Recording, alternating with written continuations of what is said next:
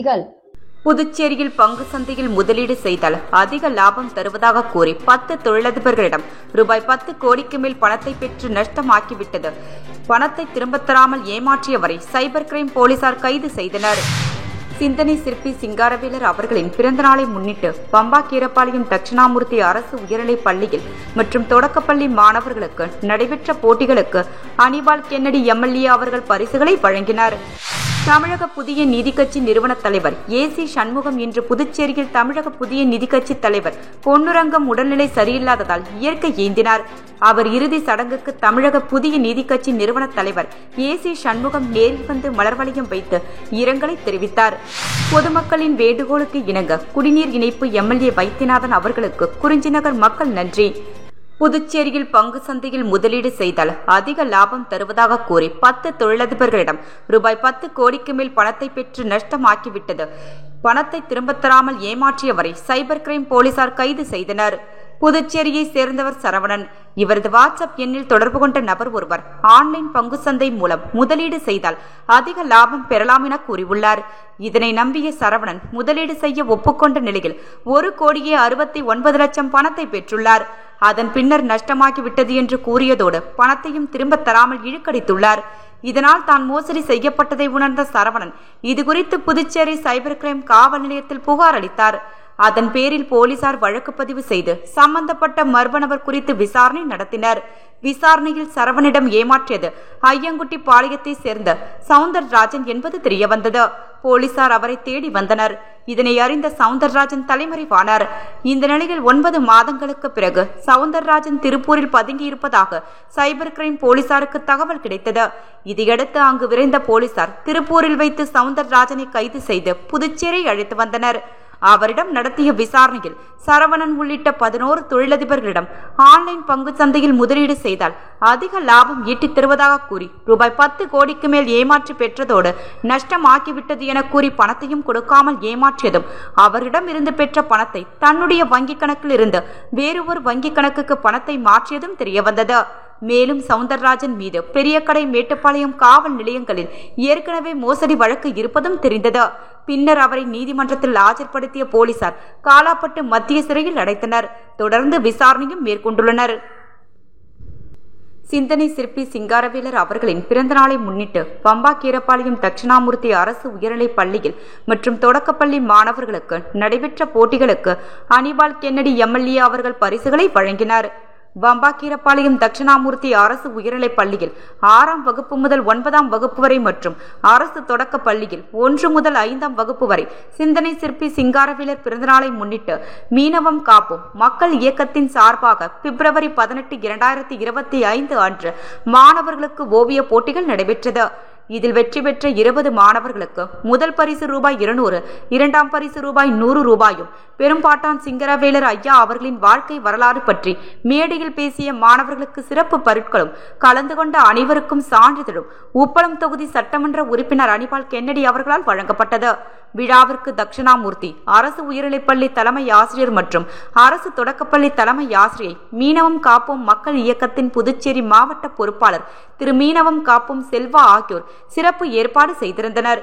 மீனவ கிராம பஞ்சாயத்து நிர்வாகிகள், தலைமை ஆசிரியர் வேளாங்கண்ணி பொறுப்பாசிரியை திருமதி இந்துமதி, மாநில மீனவரணி துணை அமைப்பாளர் விநாயகமூர்த்தி, கிளை செயலாளர்கள் கோபி, ரவி, ராகேஷ் ஆகியோர் உடனிருந்தனர்.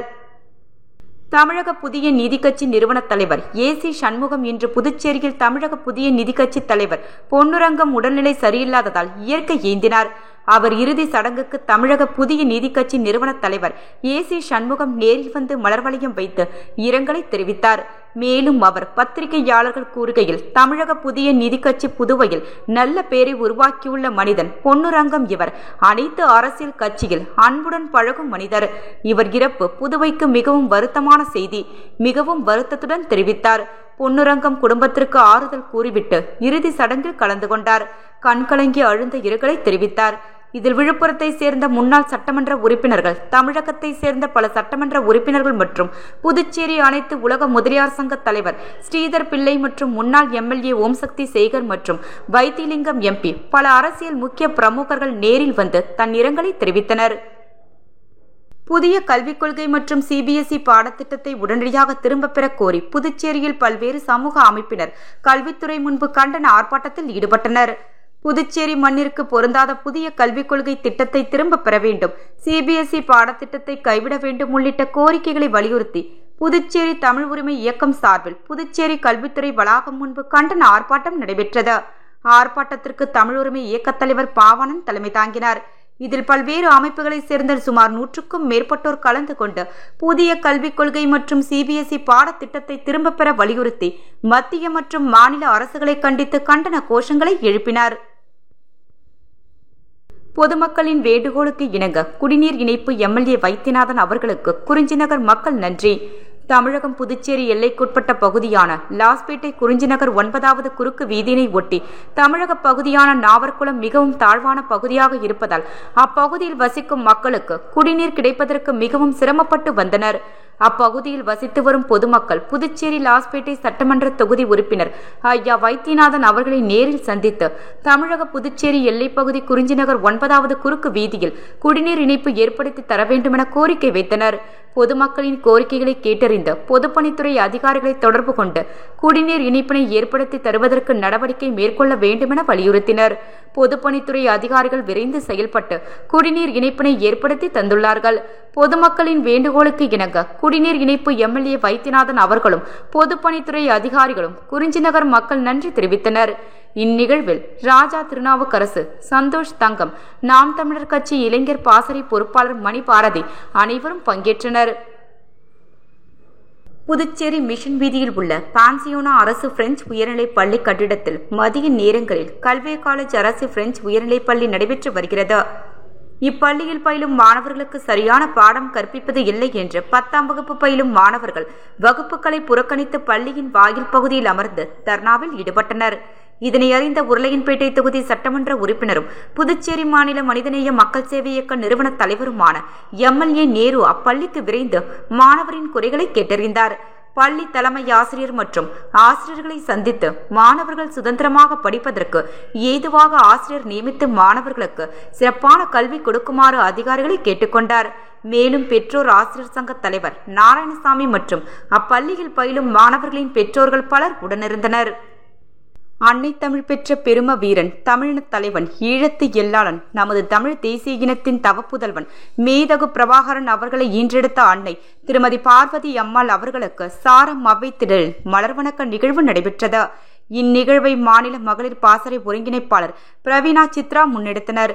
மாநில செயலாளர் தேவிகா, ஒருங்கிணைக்க மாநில தலைவர் ஞானப்பிரகாசம், துணைத் தலைவர் கௌரி, மாநில செயலாளர்கள் திவாகர் வேலவன், வணிகர் பாசறை செயலாளர் சசிகுமார், தமிழ்ச்சங்க பாசறை செயலாளர் ஜெகதீஷ், வீர தமிழர் முன்னணி செயலாளர் கிருஷ்ணமூர்த்தி, கலை இலக்கிய பண்பாட்டு பாசறை செயலாளர் செல்வம், சுற்றுச்சூழல் பாசறை செயலாளர் மதியழகன் மற்றும் வேலூர் சிவக்குமார், பாலாஜி சங்கர், செல்வம், ஆறுமுகம், ரவீந்திரன் மேலும் பலர் கலந்து கொண்டனர். புதுச்சேரி மாநிலம் கதிர்காமத்தில் அமைந்துள்ள அரசு பெண்கள் மேல்நிலைப் பள்ளியில் ஏ தொகுதி மற்றும் பி தொகுதி கட்டிடத்திற்கு இரும்பு ஜன்னல் பொருத்துவதற்கும் மேலும் மேல்தளத்தை சீரமைத்து அவசர வேலை செய்வதற்காக ரூபாய் 49.95 லட்சம் மதிப்பில் அரசாணை பெறப்பட்டு பணியாணை வழங்கப்பட்டது. இந்த வேலையை இன்று காலை 10 மணியளவில் புதுச்சேரி மாநில மாண்புமிகு முதலமைச்சர் ரங்கசாமி அவர்கள் தலைமையில் மற்றும் கதிர்காமம் சட்டமன்ற தொகுதி மாண்புமிகு சட்டமன்ற உறுப்பினர் திரு KSP ரமேஷ் அவர்கள் முன்னிலையிலும் இப்பணிக்கான பூமி பூஜை நடைபெற்றது.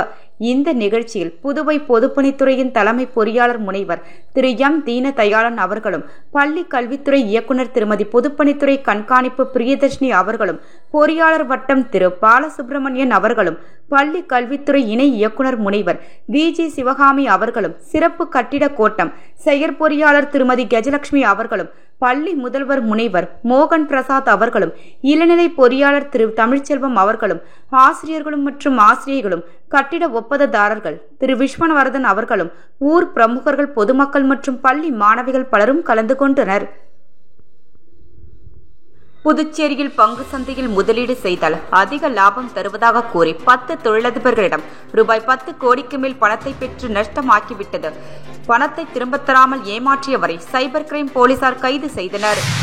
சிந்தனை சிற்பி சிங்காரவேலர் அவர்களின் பிறந்தநாளை முன்னிட்டு பம்பா கீரப்பாளையம் தட்சிணாமூர்த்தி அரசு உயர்நிலைப் பள்ளியில் மற்றும் தொடக்கப்பள்ளி மாணவர்களுக்கு நடைபெற்ற போட்டிகளுக்கு அனிபால் கென்னடி எம்எல்ஏ அவர்கள் பரிசுகளை வழங்கினார். தமிழக புதிய நீதி கட்சி நிறுவன தலைவர் ஏசி சண்முகம் இன்று புதுச்சேரியில் தமிழக புதிய நீதி கட்சி தலைவர் பொன்னுரங்கம் உடல்நிலை சரியில்லாததால் இயற்கை ஏந்தினார். அவர் இறுதி சடங்குக்கு தமிழக புதிய நீதி கட்சி நிறுவன தலைவர் ஏசி சண்முகம் நேரில் வந்து மலர் வளையம் வைத்து இரங்கலை தெரிவித்தார். பொதுமக்களின் வேண்டுகோளுக்கு இணங்க குடிநீர் இணைப்பு எம்எல்ஏ வைத்தியநாதன் அவர்களுக்கு குறிஞ்சிநகர் மக்கள் நன்றி.